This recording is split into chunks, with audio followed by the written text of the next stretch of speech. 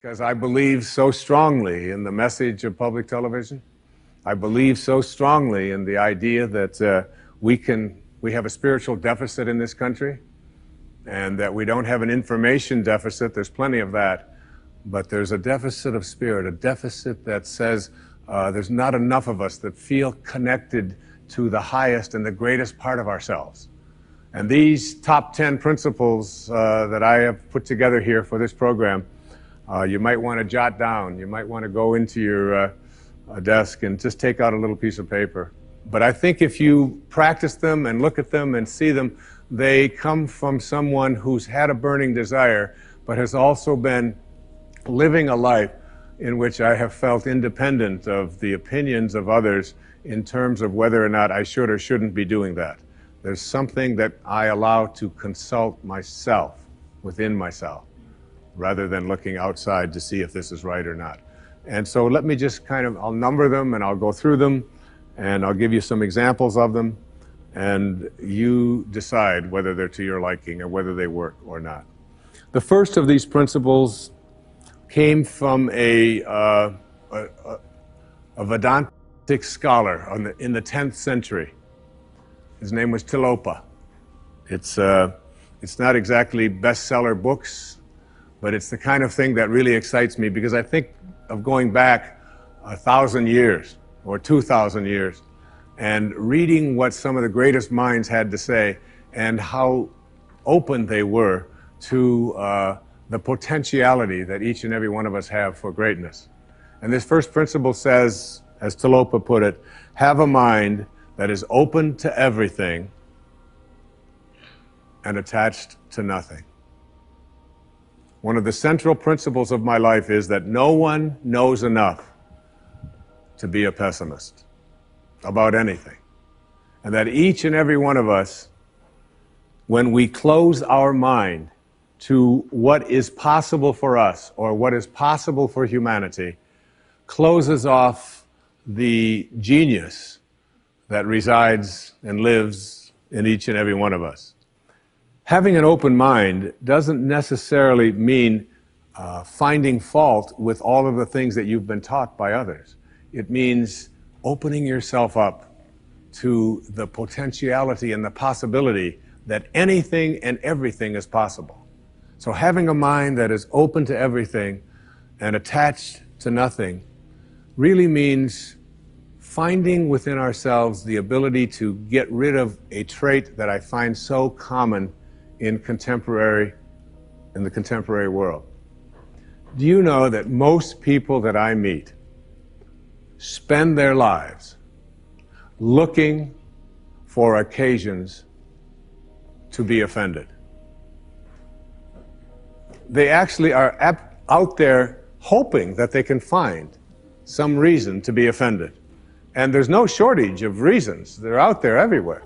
The way this person dressed, what this person said, they turn on their TV, they hear the news, they're offended by this, someone used language that they didn't like, someone doesn't share the same customs that you, and people all day long. In fact, if you keep track tomorrow, you will find probably 100 reasons that you can go around being offended.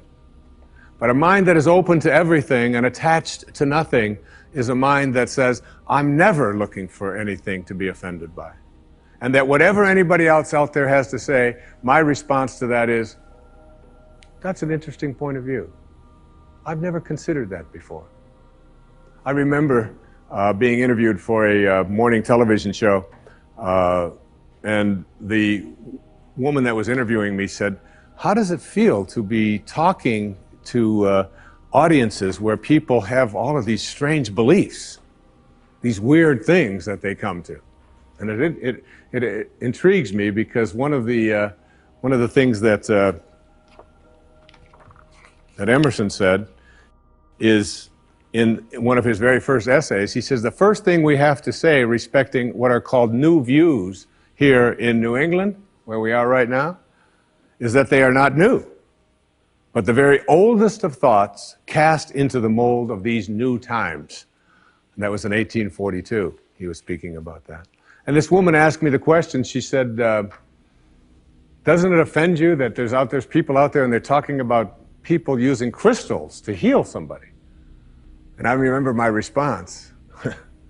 My response was that if I've got hemorrhoids and somebody out there is convincing me that crystals are going to heal them, I'm ordering crystal chairs. Why not? I mean, all you have to do is understand something called a placebo. And what is a placebo? It's nothing more than a convincing belief. If I hand you this pill and say this pill is going to cure your arthritis, and you take it and the pill is just a sugar pill, but your arthritis disappears, I'm into buying those placebos. Where can I get some of those placebos? And it's true of everything. And it's when you think about all the things that we enjoy and what our life is like, it took people who had a mind that wasn't closed to allow us to make the progress that we've made. Progress is impossible if you always do things the way you've always done things. But the other word in this, what Talopa said, is be attached nowhere.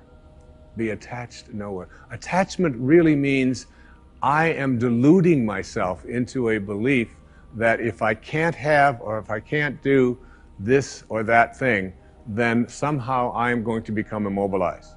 So an open mind that is detached. In my most recent book, in A Spiritual Solution to Every Problem, I have an observation.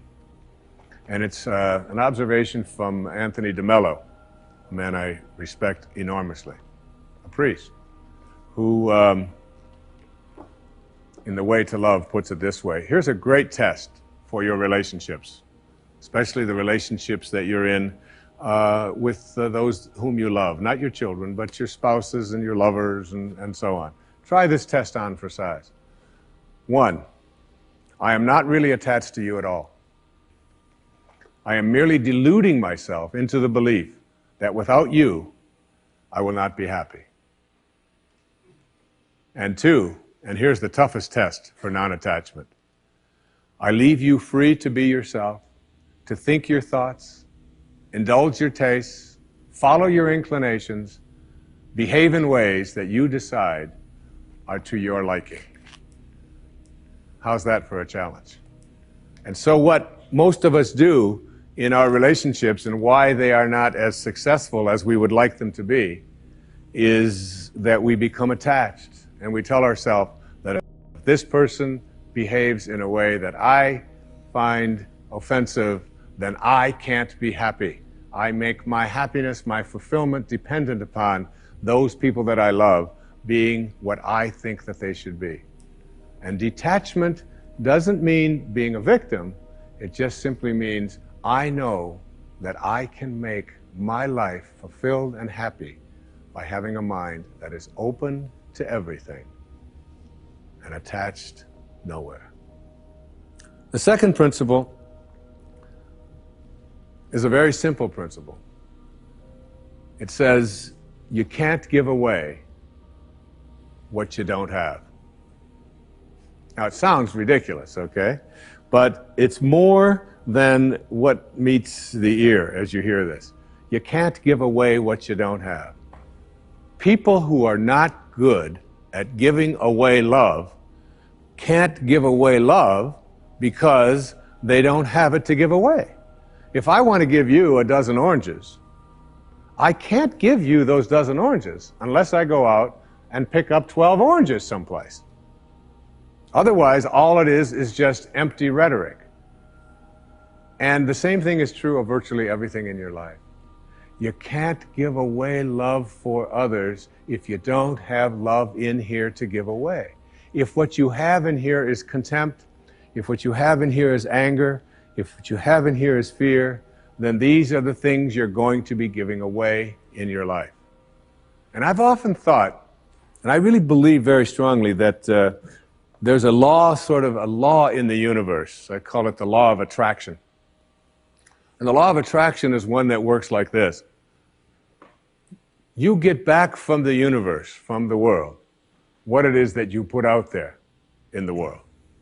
And if you're putting out there into the world that I am not worthy of attracting something beautiful into my life, that the universe will respond back to you with exactly that message.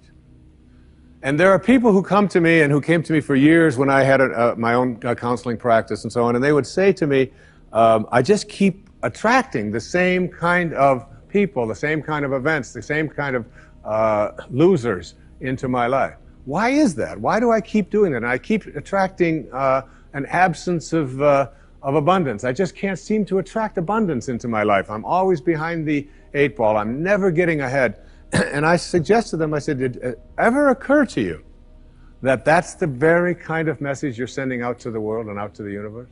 That the ocean of abundance is there.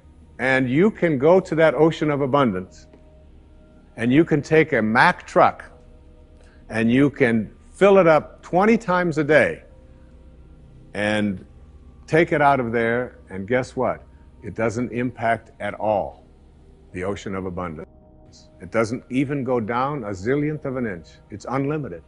Or you can go to the same ocean of abundance with a eyedropper, and you can just take this much out once a month and say, that's all that seems to be available for me. And the interesting thing for me is that when people go to this ocean of abundance, this unlimited world, all that I have is thine, it says in the holy books. All that I have is thine. It's all there for you. But if you believe inside that it's limited, that you can only get so much, that other people are going to get it before you do, then you'll find yourself creating that very same thing. And the even more interesting part about this, you can't give away what you don't have principle, is that if your message to the universe is gimme, gimme, gimme, which is a lot of people's message to the universe. I want this from you, I want that from you, please give me this, I have to have that. That's what their prayer is like, that's what their message is, and they say, I want this from the universe, gimme, gimme, gimme. The universe's response back to that kind of a mentality is exactly the same. The universe will say right back to you over and over again, gimme, gimme, gimme. And you'll find yourself never ever arriving, but always being in a state of striving, always feeling as if you're being neglected, never feeling as if you have enough, always feeling as if you're being shortchanged, because you're constantly under the pressure to give, to get back what the universe is demanding from you. And the interesting thing about all of this, the irony of this, is that if you shift that and you say to the universe, to the world, how may I serve? How may I serve? The universe's response back to you is, how may I serve you? How may I serve you? And it's very intriguing. When you take your energy and your attention off of what you are demanding from the world, and instead saying, what can I give to the world? And it's really the basis behind that very famous line of the President John Kennedy's inaugural address.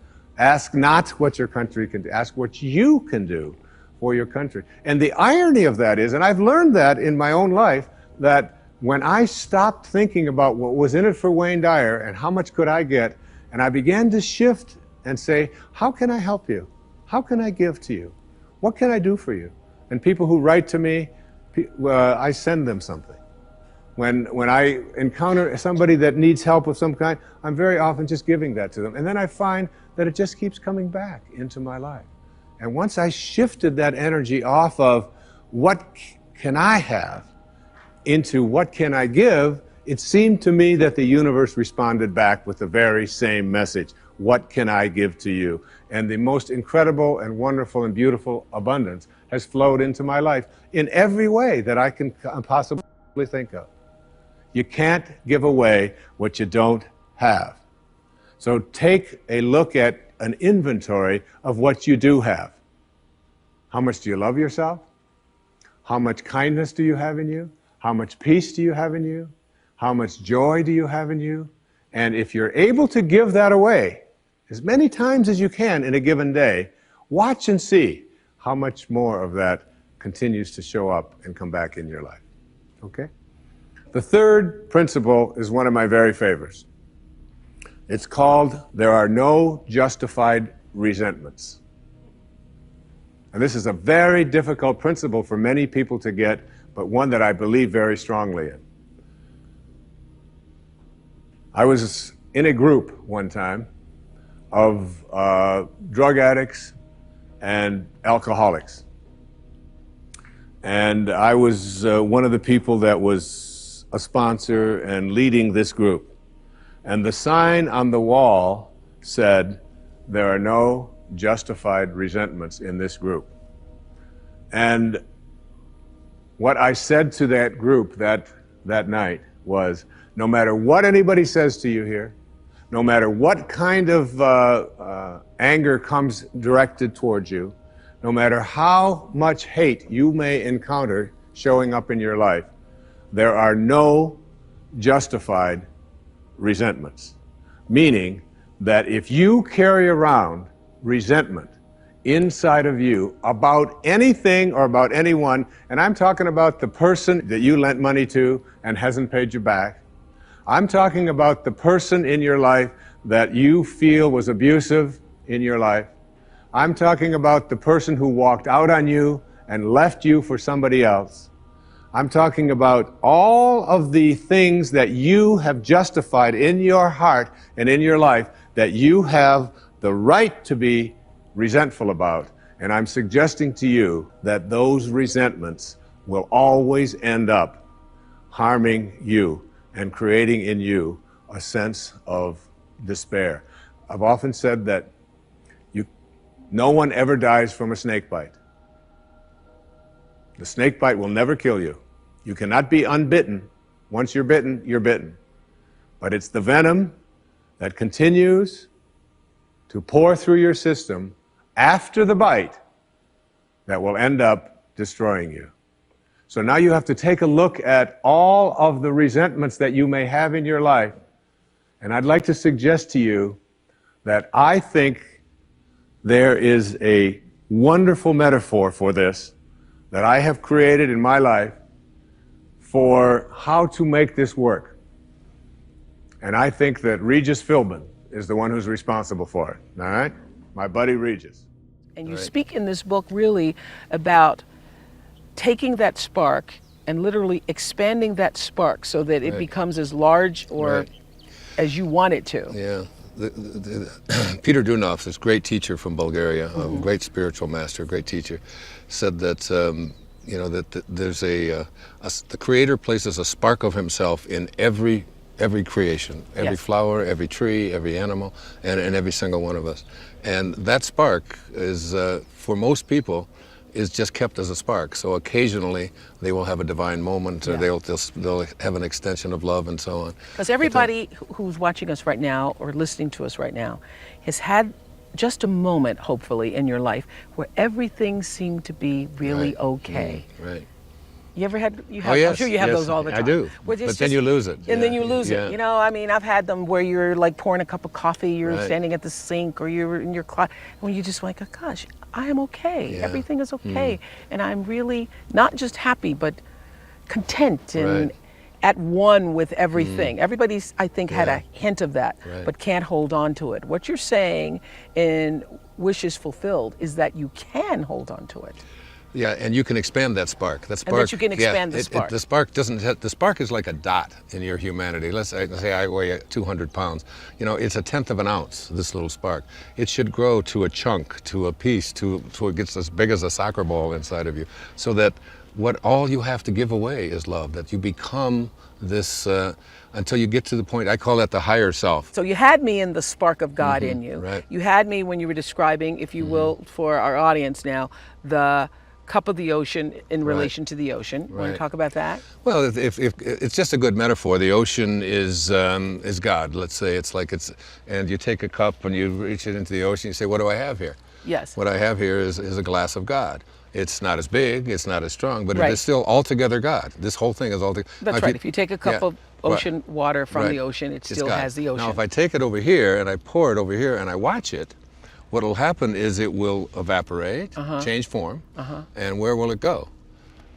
Out into the air, and then, where are the clouds? And then back to its source. It will return to its source. Right. While it is separated from its source, that's the ego.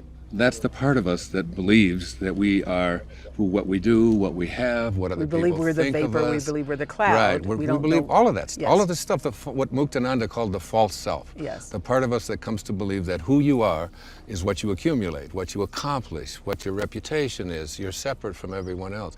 And when you stay separate from God, you lose the power of God. When you return to the source and become one with it, you gain all of the power of the source. Let's say you're sitting here and you're 58 years old. Yes. Okay. Let's say I am. I know, because you are. Okay. And so now, you make 71 look so good. I don't mind 58. It's great. How many bodies have you been in just since you incarnated in 1954? You know, in Mississippi. How many bodies? You were in one this big. Okay, I did love that. I love that in the book too. I underlined that. That's one of the things I underlined. And you were in a 10-year-old body, and let's start with you said you were in the baby body. You were in a baby body. Yes. And then you were in a little toddler body, and then in a little preteen body. Yes. You know, it's like, and then you were in a teenage body, and you were in a 20-year-old body. You have pictures to prove it. Yes. But where is, I was in a 20-year-old body, a beautiful one. I had curly hair. I was, you know, it was like, I was cute, okay? You're still cute, Wade. There's not one cell left of that body that I was in when I was 20 years old. And I really believe that that's who I was at the time. I do find that fascinating. Okay. I'm going to give you that. Okay. I'm giving you that. I did find that fascinating. Yes. So who I am is that which just keeps occupying new bodies. You talk about it all the time. It's your soul. Yes. But the soul is the part of us that is infinite. Yes. It's not finite. If it was finite, it would end someplace and would begin someplace. But it's not. You can't touch the soul. You can't get a hold of it. Actually, when I read that sentence in your new book, Wishes Fulfilled, it's really early on. It's like in one of the early pages about the bodies and how you left the bodies. I felt great. I just got a real sense of comfort from that because I actually sensed for the first time, oh, you're just going to move out of this body and move on to whatever that next plane is. Yeah, yes. right. Is that how you see death? Yeah. Absolutely. I mean, I don't even think there is such a thing as death. I think it's all an illusion. You're just going to drop this body. You just take off an old shoe. Yeah. So that who we are is the part of us that is infinite, the part of us that never stops. And that isn't like, this isn't just my thoughts about it. I can't identify with this body. The body I'm in right now, I think is me. I think it's real.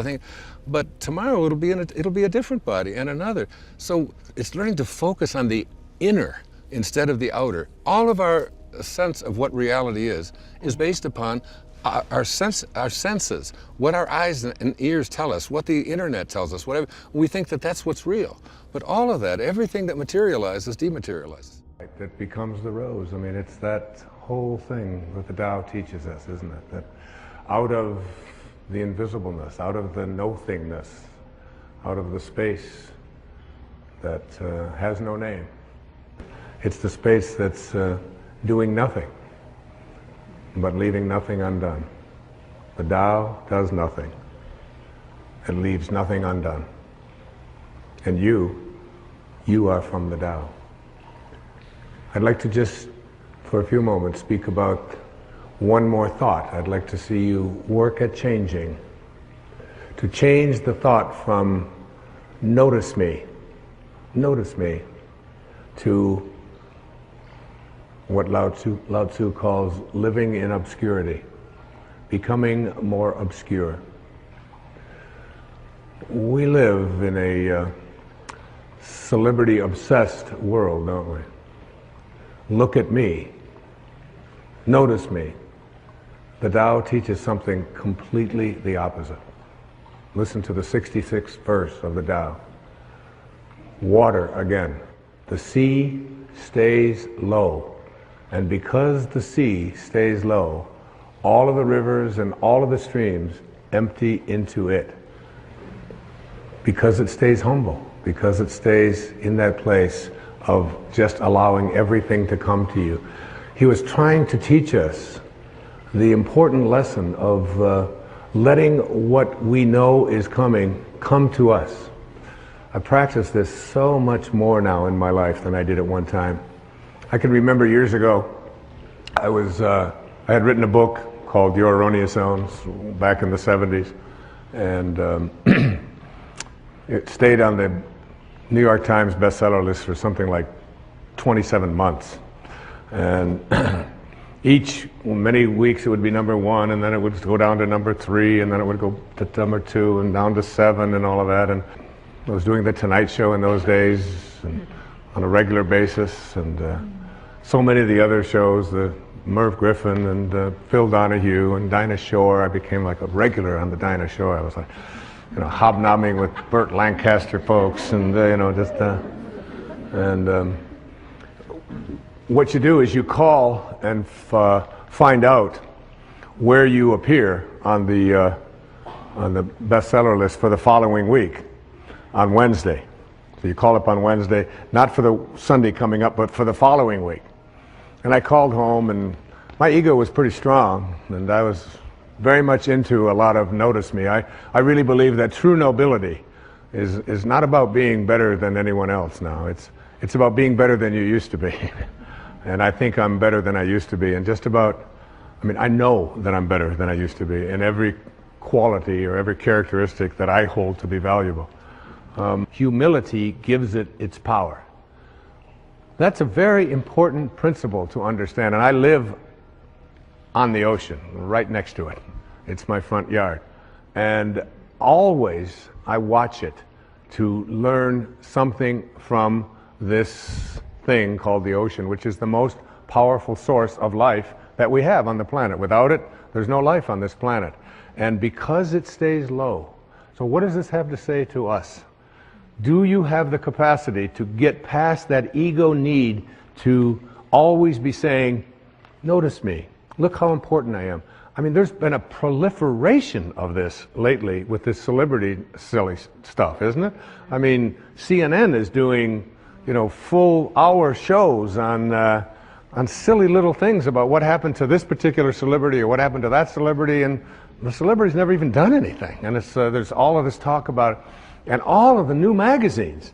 I mean, and you go through an airport and you look on the newsstand, and all the same photos, just with different magazines. I don't even know what the names of all of them are, but there's like this huge market now that we have for people to get into a state of notice me, notice me, notice me. And how much do we train our young people, particularly in our schools and so on, that the one who is the star is the one who gets the most attention. The one who is the most important and the most valuable is the one that has the most people liking them, and so on. This constant obsession with needing to be noticed, when in fact, what I have found for myself is the happiest moments of my life are when I can do it low and slow and not have anybody out there even know what I'm doing. To be able to, Louise never would have advertised the fact of some of the things I talk about with her generosity. She does it anonymously. It's almost always done in those ways. No, look at me, look and notice me, how important I am, and so on. So much to learn from that kind of wisdom, from that kind of inner connection to the Tao, the ability and the willingness to do it anonymously, to say that you can just get done almost anything that you want to get done if you don't become obsessed with taking credit for it. Remember the movie The Magnificent Obsession? Yeah. The movie made back, I think, in the 50s. And it was really about what was the magnificent obsession. It was the ability to be able to give anonymously. What is Alcoholics Anonymous? It is everybody stays anonymous. Nobody has a title. There's not even anybody in charge. There's no leaders of this. There's no president. There's no vice president. There's no organization. It's just, here's a group of people who just want to help other people whose lives are out of control. So here's a meeting place. And you come, and one day somebody will chair it, and then somebody else another day will chair it. And one of the things I've found when I attend one of these meetings is that I feel, you'll see so many people who are downtrodden, who feel as if their life has passed them by, who look like they don't have any teeth, they haven't shaved, they're dirty, they're God in disguise. Mother Teresa was asked the question about what she does when she was in Calcutta, and she said, every day, I see Jesus Christ in all of his distressing disguises. All of his distressing disguises. That you can see this source, you can see the Tao, you can see it when, particularly in those who are the most obscure, the most isolated from everyone else. And whenever I go to one of those meetings and I hear people get up and they tell their stories, I feel there's so much presence of the source, of God, of spirit, of Lao Tzu, of Tao, whatever you want to call it, in one of those meetings than I've ever felt in any church. I've never felt the presence of it more. And I encourage you, any of you watching this right now, go to one of those meetings. You don't have to be an alcoholic. You don't have to. I'm not an alcoholic. I don't call myself an alcoholic. I was never out of control. I drank, but I wasn't out of control. And but I still go to those meetings. I have people in my own family that have struggled with addiction, and I go with them, and I sit there and I listen to those stories, and I get shivers down my back when I think about how beautiful it is to be in the presence of people. All they want to do is help each other.